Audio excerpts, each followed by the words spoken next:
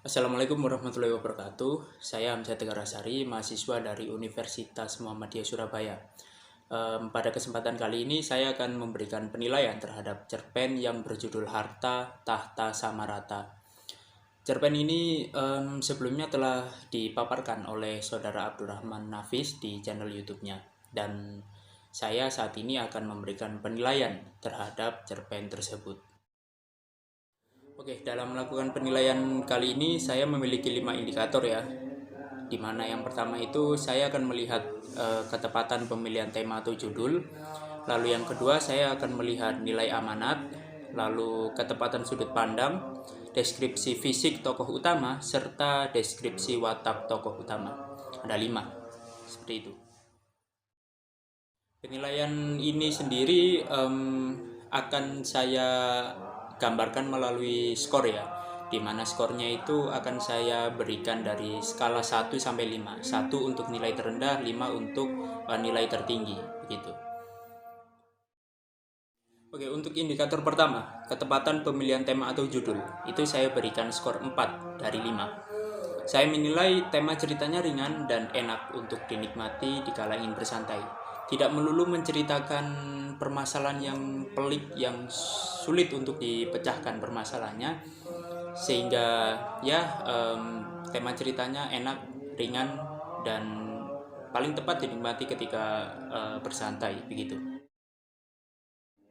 Untuk yang kedua, nilai amanat, itu saya berikan nilai atau skor 5, dimana amanat dalam cerita itu berpesan bahwa harta dalam pertemanan itu bukan ditempatkan pada posisi yang pertama.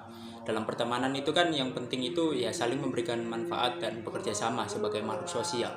Dan hal ini sesuai ya dengan realitas kehidupan masyarakat saat ini, di mana memang banyak orang yang dalam hidupnya itu berorientasi untuk memperbanyak harta, memperkaya diri. Dan itu mungkin sedikit dikritik dalam cerpen yang dibawakan oleh Saudara Abdurrahman Nafis, di mana ya memang harta itu bukan segalanya. Memang harta itu penting, namun tidak dalam posisi pertama dan segala-galanya, seolah dituhankan. Bukan, itu yang hendak disampaikan oleh cerpen ini. Bagus, saya suka. Lalu untuk ketepatan sudut pandang, saya beri skor 4. Sudut pandang cerpen ini itu mengambil sudut pandang dari orang ketiga. Hal ini terlihat dari penggambaran tokoh Chengpo dan Sariman gitu ya dalam cerita tersebut. Penyampaiannya juga terlihat tanpa celah dan nyaman dibaca. Tidak ada kata aku, saya, atau dia begitu ya, sehingga dapat dilihat bahwa sudut pandang ini memakai sudut pandang orang ketiga. Begitu. Untuk deskripsi fisik tokoh utama, saya beri nilai 1 karena tidak ada deskripsi fisik sama sekali dalam cerita tersebut. Lalu deskripsi watak tokoh utama, saya beri 5, skor sempurna. Deskripsi disampaikan baik dalam cerita ya, dimana watak dari tokoh utama ini yaitu si Chengpo itu ramah, orangnya mudah tersenyum gitu ya, mudah berteman juga, dan orangnya sederhana.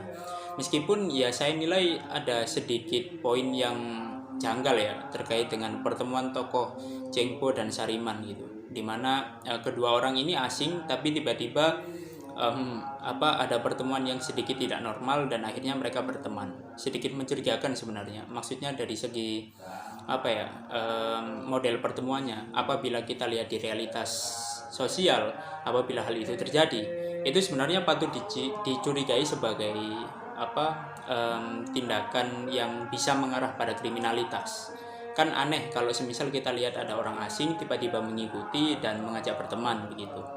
Namun deskripsi watak tokoh utamanya sudah bagus, dijelaskan dengan gamblang dan lengkap begitu. Oke, saya rasa sekian dari apa yang ingin saya sampaikan pada video kali ini. Terima kasih. Wassalamualaikum warahmatullahi wabarakatuh.